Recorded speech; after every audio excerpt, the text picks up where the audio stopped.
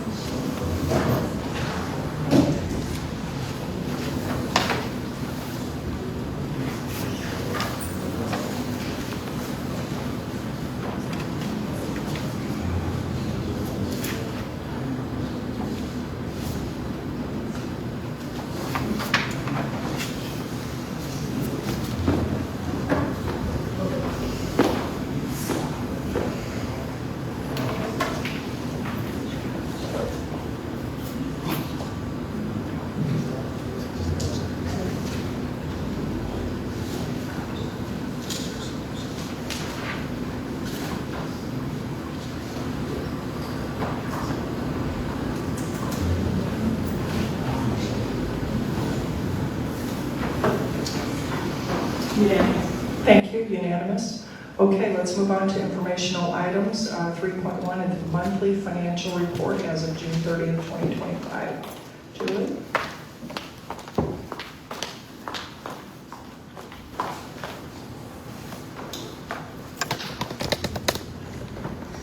Good afternoon. We are now halfway through the fiscal year with our monthly financial report, so we should be 50% of the budget year to date. So overall, the county revenues are tracking close to that, so we're at 49.8%. And then the expenses, overall, we're only at 36.8%. So I think overall, we're trending favorably. And then for the general fund, the spread is a little less, where their revenues today are 45.6%, and then expenses are 43.7%. We did get our first distribution of property taxes through June. So looking at where we were last year, we're pretty much on target with what the budget is, within 1% of what we received at that time. Last year, we did receive the August PPRT tax, and year to date, we're about 32.5% below the budget. So with what we're projecting annually, we'll get about $5.5 million overall. I think we'll be pretty good. Our next distribution is in October, which will be after we do release the budget, but we're doing our best to project that the best that we can with the information. You'll see that that revenue is extremely, it is volatile. It's very hard to budget.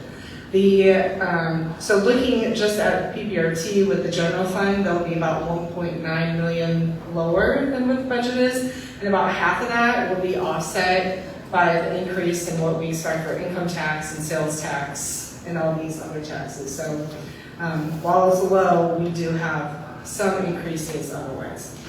And you can see that information. I'm just pulling out a couple of pieces that is not as clear in the packet or might explain some of the differences. In county admin for the revenues, we do have the digital equity grant. Those expenses aren't coming in as fast or aren't being incurred as high. That grant was extended through June of next year. So even though county administration looks low, it's just because we don't have the grant revenues. But that is a dollar for dollar grant reimbursement.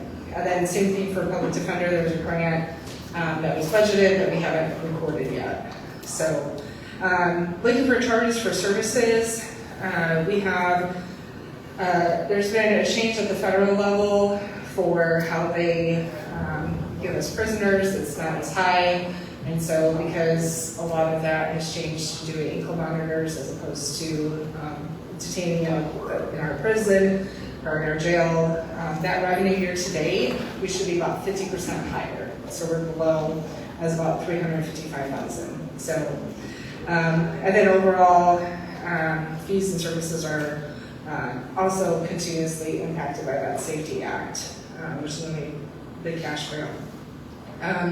Moving on just to, sometimes I feel like a broken record, but fines for property taxes aren't received until we don't record that until December. So fines do look abnormally low.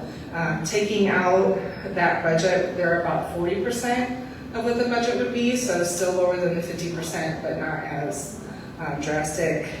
And then for expenses, countywide, again, the interfund department charges, that is high because we have a one-time payment in January, so that kind of increases the expected rate.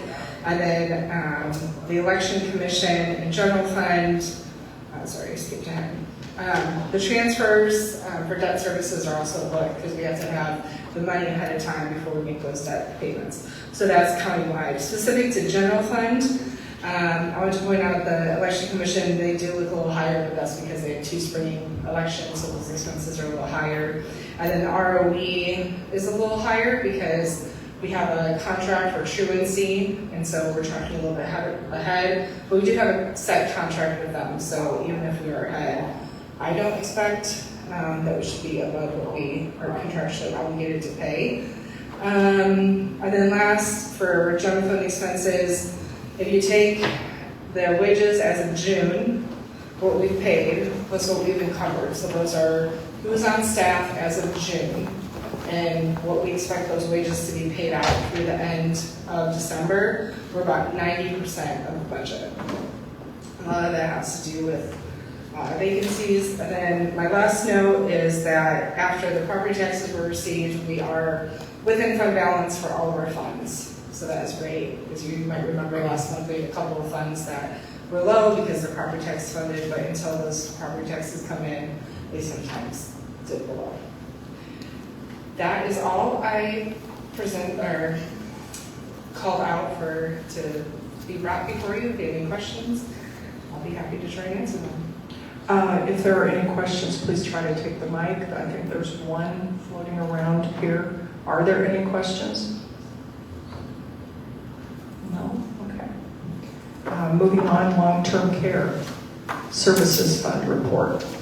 Heather?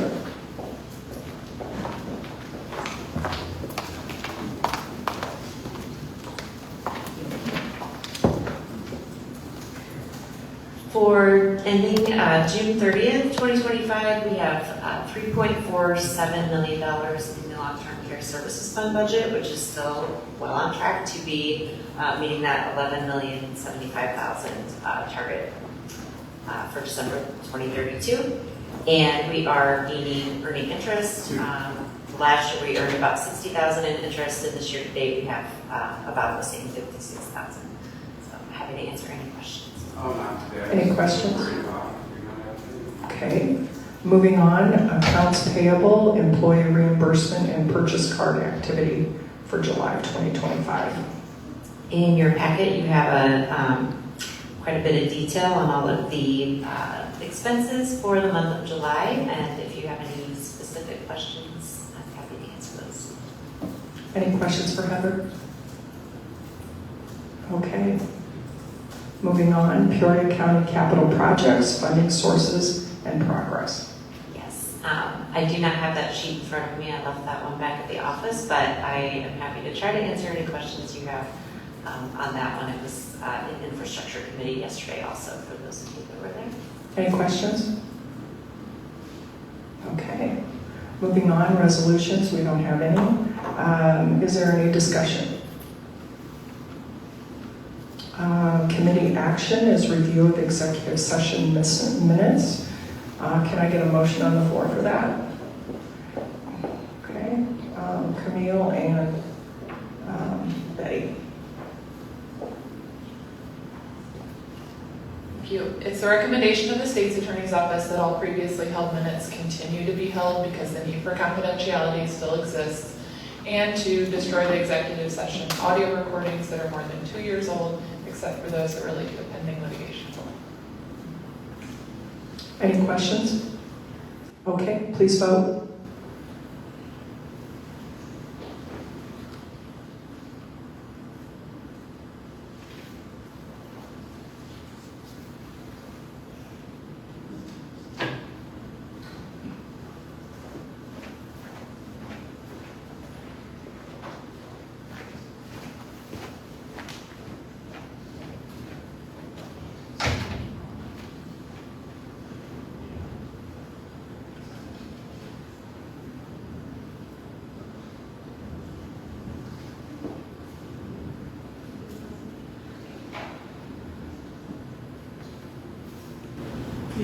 Unanimous. Okay, thank you.